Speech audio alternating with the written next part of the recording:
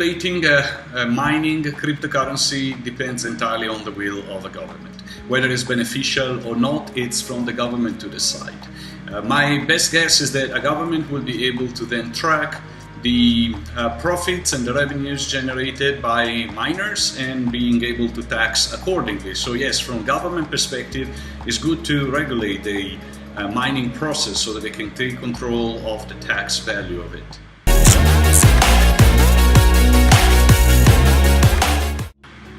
There are all sorts of ways to take advantage of someone else's processing power by injecting malware and taking control of what to mine remotely on someone else's computer. But there is also another type of sort of a scam that takes advantage of electricity, power bill, in fact, air conditioning and internet connection. And with small devices like this one, someone is able to enter in one of those premises that are open 24/7 and plug it into the air conditioning system, so it's always cold. It's very small, it doesn't process much transaction in terms of hash per second, but the interesting thing is that it's really easy to conceal. And it's very cheap to produce, very cheap to purchase. It costs around 20 euro and it goes break even very quickly, even if it produces less than 1 euro per day in terms of mining. And so watch out if you own a 24/7 facilities, make sure that they don't plant hundreds of these within your premises and you're mining on someone else's behalf.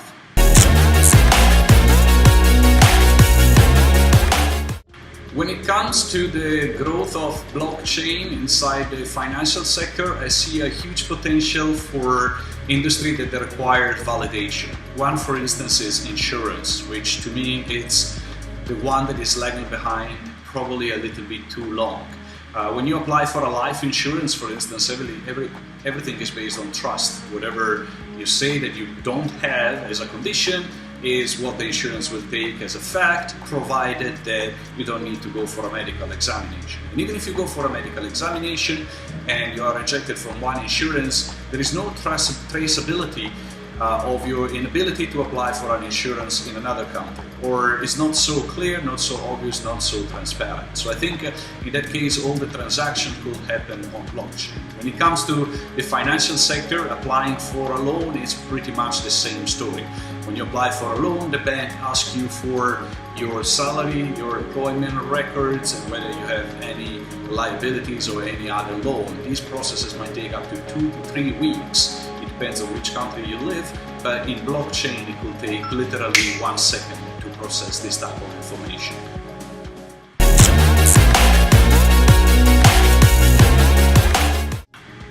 Well, about hacking, scamming, conning on blockchain, it all boils down to the very foundation of what a scam is. In IT, for instance, the vulnerabilities are looked at from the chances of entering into the system. So up to 20 years ago until last year, a firewall was in charge of preventing external party to enter into a system, because once they are into the system, they can do whatever they want.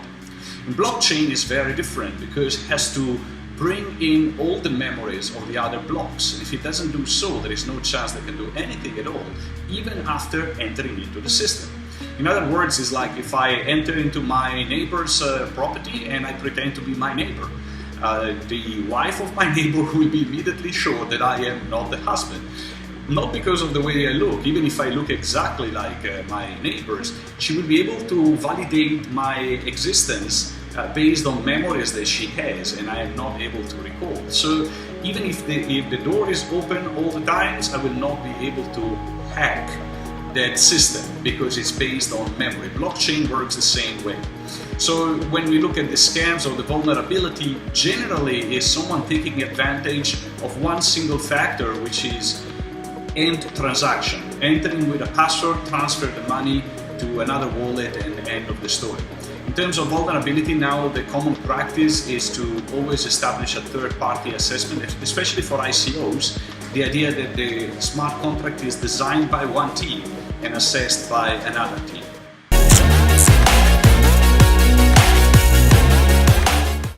It is entirely difficult to understand without the scams, because scammers are becoming more and more clever, but also because if you look at the history of hacking mining pool, some of the hacks, even the very large heist, for instance the one of Nice Hash, was actually not really a hack technically speaking. It was someone logging in with the username and password of one of the engineers, which brings us down to a point where is it a hack or is it a scam? And how to identify the two of them, it's really complex. It boils down to being a person taking advantage of the vulnerability that are no longer IT, vulnerability, security, but simple login.